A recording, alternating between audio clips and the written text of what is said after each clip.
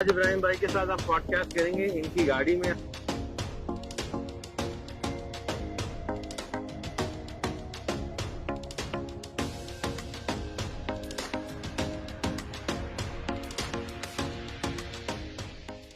तो इब्राहिम भाई, आप बड़े इंटरेस्टिंग आदमी हैं और माशाल्लाह आज आपने बताया कि आपने 2015 से अपनी कहानी शुरू करी और 2015 से लेके 2022 तक आपने 2400 एम्प्लॉइज भी रख लिए सर। तो ये बहुत बड़ा नंबर होता है। ये कैसे हुआ?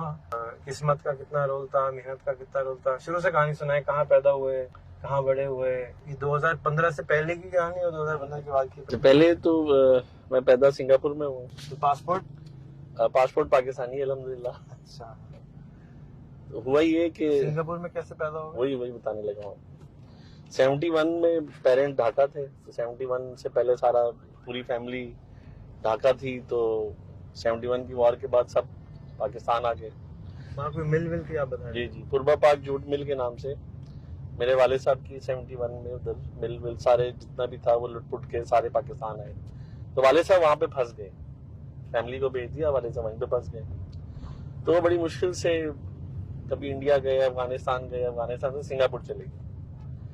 तो चूंकि बांग्लादेश और पाकिस्तान की ट्रेड नहीं हो सकती थी तो वाया सिंगापुर होती थी। तो मेरे नाना हैं शेख इनाम इलाही साहब, तो उन्होंने वालिद साहब को कहा कि आप सिंगापुर बैठे हैं, हम यहाँ से एक्सपोर्ट करते हैं बांग्लादेश वाया सिंगापुर। तो वो सिंगापुर आ गए। तो 73 में वो सिंगापुर में थे, तो मेरी पैदाइश वहाँ पे हुई। क्या एक्सपोर्ट करते थे? लेदर, हर चीज, मतलब जितने भी पाकिस्तान से चीजें एक्सपोर्ट होती थी, खासतौर पर लेदर और जूट। पूर्वा पाक तो वहाँ से यहाँ आती होगी, वो जूट वहाँ से यहाँ आती थी, वहाँ से यहाँ आता वो वहाँ से यहाँ और यहाँ से वहाँ जो क्रॉस ट्रेड होती थी वो सिंगापुर में डॉक्यूमेंट बनते थे। जहाज सीधा जाता था, डॉक्यूमेंट सिंगापुर जाते थे और सिंगापुर से उधर जाते थे, तो वो ट्रेडिंग होती थी। तो ट्रेडिंग के डॉक्यूमेंट वाले साहब सिंगापुर में उधर अपना ऑफिस खोल के सिंगापुर में ये काम करते थे। तो वहीं पे फिर मेरी पैदाइश हुई 73 में। अम्मी भी चली गई। तो आपकी जो बैकग्राउंड है वो चिन्योटी बिरादरी से? ये चिन्योट शेख बिरादरी से। तो उसके बाद फिर अम्मी का दिल नहीं लगा वहाँ पे, और फिर अम्मी अब्बू वापस आ गए लाहौर से वो कराची आ गए। तो कराची में सेंट पैट्रिक्स हाई स्कूल में मेरी सारी स्कूलिंग हुई थी। तो मैट्रिक सेंट पैट्रिक से किया। फिर उसके बाद डीजे साइंस कॉलेज में एडमिशन हो गया। डीजे साइंस से फिर इंजीनियरिंग तो कॉलेज इंजीनियरिंग में फिर एनईडी में एडमिशन ले लिया। तो 92 फर्स्ट बैच इंजीनियरिंग का हार्डवेयर सॉफ्टवेयर, 96 में पास आउट हुए। तो 96 से 97 तक एक साल धक्के गए, कोई जॉब शॉप कोई इधर कराची में नहीं मिली। उस वक्त नया कंप्यूटर का दौर था, डॉस थी, विंडोज था नहीं। सी लैंग्वेज सीखी हुई थी, कोबॉल, सी, ऑरेकल, उसके ऊपर काम था। तो पेट्रोमैन में पढ़ाना शुरू कर। तो वो जो लेदर की काम बात तो 97 में जब हम स्कूल में थे तो वाले साहब के पास 3 टेलेक्स मशीनें थी। उस वक्त टेलेक्स, फैक्स और ईमेल तो था नहीं। सिंगापुर छोड़ के अब वो आ गए, यहाँ पे आए, कराची आए और कराची से उन्होंने टेलेक्स का काम शुरू किया। टेलेक्स मशीनें लगा दी कराची में। अच्छा, जितने भी लोग ईस्ट पाकिस्तान से आए थे उनको पाकिस्तानी गवर्नमेंट ने, आईडीबीपी ने, इंडस्ट्रियल डेवलपमेंट बैंक होता था, उसने ईस्ट पाकिस्तान रिहेबिलिटेशन लोन लिया था 5-5 लाख रुपए। तो ये जितने भी आपने देखे, सफायर, गुलिस्तान, बुनेरो, इन सब ने 5-5 लाख रुपए से किसी ने जमीनें ली। मेरे वाले साहब ने जमीन ली कोटरी में, तो 70-75 हजार रुपए एकड़। वो आज भी 70-75 हजार रुपए एकड़ है। किसी की लक होती है, किसी की नहीं होती, जैसे भी आपसे बात हो रही थी लक। तो उन्होंने टेलेक्स का काम शुरू किया, किसी ने मशवरा दिया, टेलेक्स का काम शुरू किया। उन्होंने 3 मशीनें, उनको 3 कनेक्शन मिल गए टेलेक्स। तो 10-15-20 साल उन्होंने टेलेक्स का काम किया। हमारी सारी स्कूलिंग, कॉलेज, यूनिवर्सिटी सारी टेलेक्स की कमाई से हम लोग पले बढ़े हैं। जिनको टेलेक्स नहीं पता कि क्या होता है, ईमेल आने से पहले फैक्स मशीन आई थी, फैक्स मशीन आने से पहले टेलीग्राम जाता था, और टेलीग्राम जो होता था, जो कि इजाद किया गया था ग्राम बेल साहब ने या जिसने भी किया था, वो टे करके, उसके बाद एक और बीच की एक टाइम था, उसको टेलिक्स मशीन कहते थे। उसमें टाइप किया जाता था चिट्ठी, 100 जैसे ट्विटर है उसी साइज का मैसेज होता था, और वो दूसरी जगह दुनिया के कहीं निकलता था, उसकी फीस होती थी 400 रुपए, 500 रुपए। वो भी टाइम बेस्ड होता था, टाइम बेस्ड होता था। उस पर जो टाइप यहाँ पे करते थे वो दुनिया में उसी वक्त वहीं पे टाइप हो रहा होता था, व्हाट्सएप हो रहा होता था, लेकिन उसकी फीस बहुत सारी होती थी। उसकी फीस तो बहुत ज्यादा होती थी।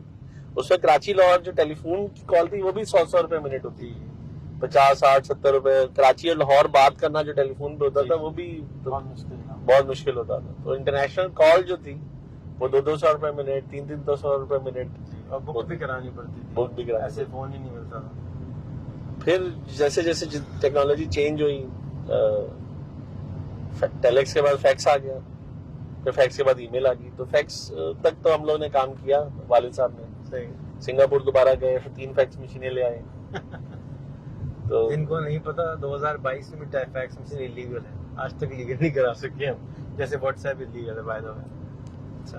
तो साथ साथ मेरे दादा ने लेदर का काम करते थे, मेरे दादा। तो वाले साहब ने कहा तो लेदर का काम सीखते हैं। तो उन्होंने मुझे, मेरे नाना के भाई हैं शेख हाजी गुलजार फिरोजुद्दीन साहब, उनकी आदत है कच्ची खालें वो खरीदते थे। कच्ची खालें खरीदने से लेदर का काम शुरू होता है, बाइंग। कच्ची और पक्की खालों में क्या फर्क? मतलब जो मंगल और बुध को कसाई बकरा ज़बह करते हैं तो रॉ खाल लाके किसी को बेचते हैं। कोई कहीं पे जगह है, उसका नाम है रांगीवाड़ा, कराची में एक जगह है जहाँ पे मंगल और बुध को खालें कसाई जो बकरे ज़बह करते हैं वो वहां पे बेचते हैं। तो वहां पे मेरे नाना के भाई की आदत थी, तो वहां पे मुझे उन्होंने, मेरे वाले साहब ने ड्यूटी लगाई कि वहां पे तुम अब ग्रेडिंग सीखो खालों की। हम कॉलेज से सीधा उधर वापस घर आते हुए उधर रांगीवाड़ा जाता था।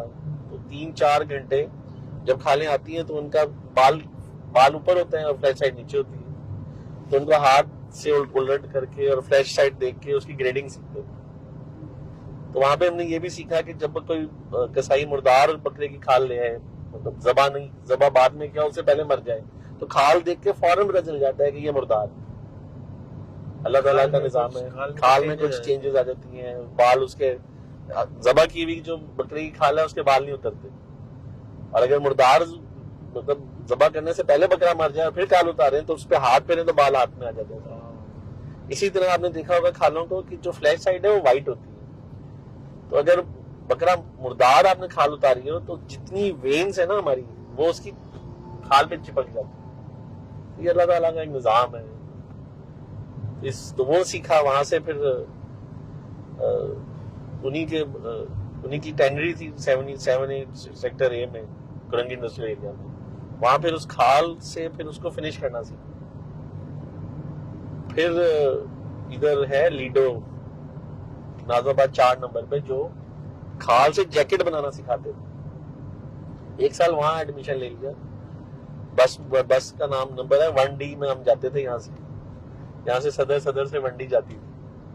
रजिया अपार्टमेंट्स यूनाइटेड नेशन का एक इदारा है, वो उसके तहत एक इदारा था जो पाकिस्तान में जैकेट्स बनाना सिखाता था, जिसकी designing leather industrial development organisation.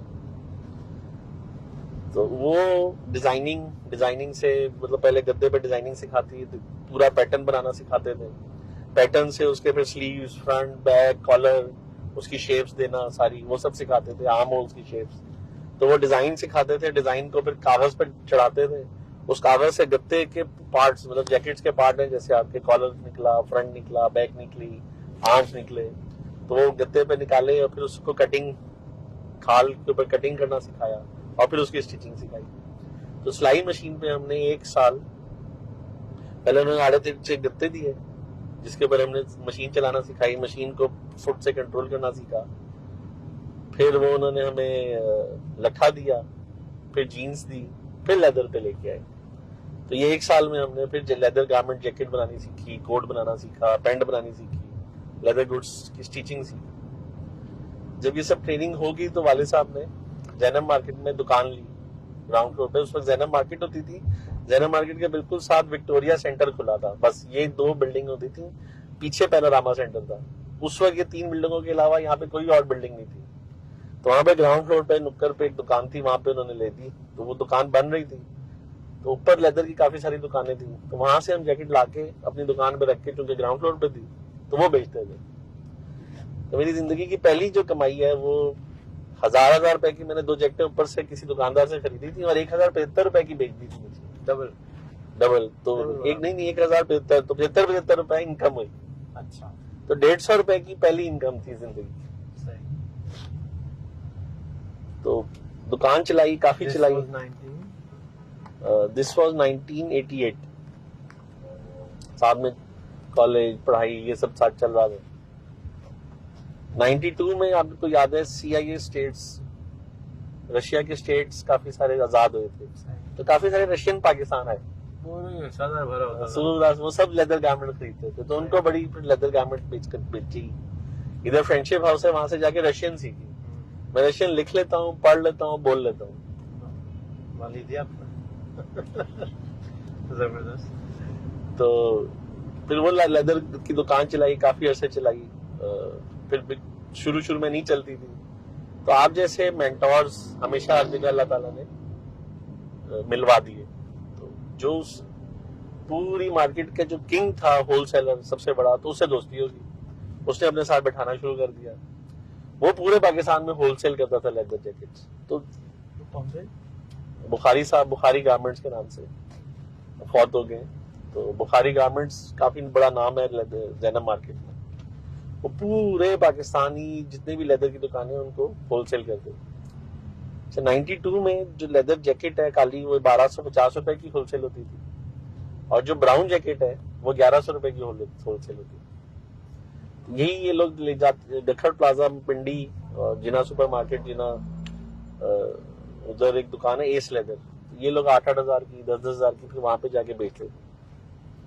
तो मेरी को 5-6 महीने में फारिग बैठा रहा, तो दुकान मेरी जैकेट तो सेल ही नहीं हुई। लोगों को देखता था आके होलसेल करते थे तो पिंडी से। तो हमने क्या किया कि 100 जैकेटें 200 जैकेटें